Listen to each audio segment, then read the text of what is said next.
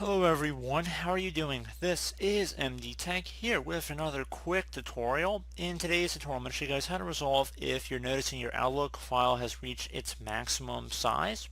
So if you are having issues with your mailbox and it's not allowing you to actually expand the size of it, in today's tutorial I'm going to show you guys how to do it. Just want to put a little information out there right away. So if you're using an older version of Outlook such as 2007 and earlier, the size limit I believe is 20 gigabytes, and if you're using anything newer, so 2010, 2013, 2016, or 2019, should be 50 gigabytes. So if you want to increase the size from that, I'm going to show you guys how to do it. So we're going to jump right into it and start by opening up the Start menu. Type in regedit, so regedit. Best match should come back a registry editor. You want to right click on that and then left click on Run as Administrator.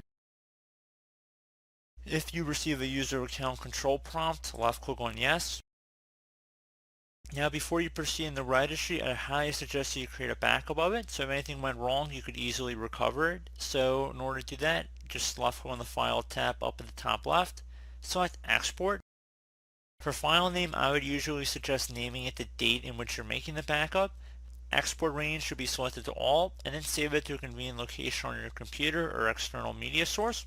And if you ever need to import it back in, just left click on the File tab and then select Import. So pretty straightforward process, and then just navigate over to the registry file. So once you're done with that, now you are ready to begin, and we're going to start by expanding the HKey current user folder. So we're going to go ahead and double click on that. Do the same thing now for the software folder. Same thing for Microsoft. Now you want to go down to Office, so double click on the Office folder. Now there should be a number under here, so you can see the path at the top of the registry editor screen if you need to pause the video just to get up to this point. But this is the path that we're currently at, so 16. If you see that number in here, that means that we're actually running the 2016 version of Outlook. You might have multiple numbers in here, but just to quickly put it out there, if you see 11, that means it's Outlook 2003. 12 means Outlook 2007. 14 means Outlook 2010. Number 15 means Outlook 2013. Number 16 means Outlook 2016. And I presume, I'm not 100% sure on this, but Outlook 2019 would more than likely, if you're following along with that pattern, should be 17. So I mean, that just makes the most amount of sense to me. So just keep that in mind. Once you have whatever version of Outlook you're looking to expand here, you want to go ahead and just click the little drop down arrow next to it. And now underneath that, you're looking for something that says Outlook. So if you don't see an Outlook folder under here, you want to just right click on this number. So again, the number, version number of Outlook here. So I'm going to right click on this folder. I'm going to select New, and then I'm going to select Key. We're going to call this Key Outlook. And then you want to hit Enter. And now if you had Outlook already created and you expanded it, there should be something that says PST underneath of it. Obviously, since we had to create this folder, there is no such folder underneath it. So now we're going to have to go right click on the Outlook folder, select New, and then select Key. Just going to type in PST here and then hit Enter. Please keep in mind, if you already have these folders, so if you already have the 16 folder, the Outlook folder, and this PST folder, you do not have to create them again. It'll probably tell you that the folder already exists, so it won't even let you create it. Don't overwrite the existing key in there if there isn't one already made.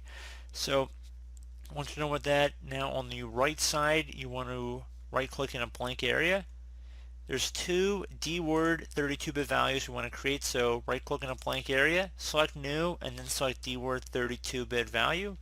Now the first thing we're going to type in is max, and this is very important. You want to type this in exactly as it appears on my screen, so max large file size, and I'm going to have this on the screen as well, so it should be in big letters. So again, max large file size, no spaces in between any of this stuff.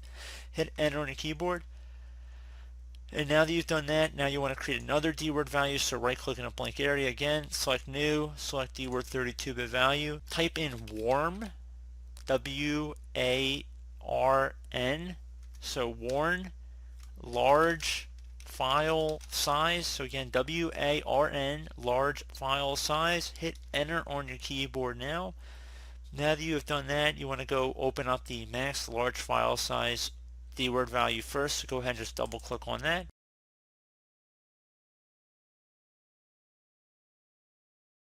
So now you want to set the base to decimal, so select decimal here, and now value data is going to be in megabytes, so whatever size you want it to be. So let's say if you're running any newer version of Outlook, it should automatically be 50 gigabyte max. So I'm going to open up a calculator here on my computer just so you can visualize it. So since it's, oh, don't want to open that up, we want to open up a calculator here. So we want to multiply however many gigabytes we're looking to have our max inbox size be, multiply it by 1024. So let's say instead of a 50 gigabyte inbox, let's say we want to make it 100.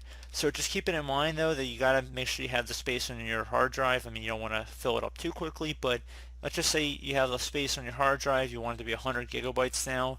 You're going to multiply 100 times 1024, so it comes up with 102,400 megabytes. So for value data, we're going to just go ahead and type that in.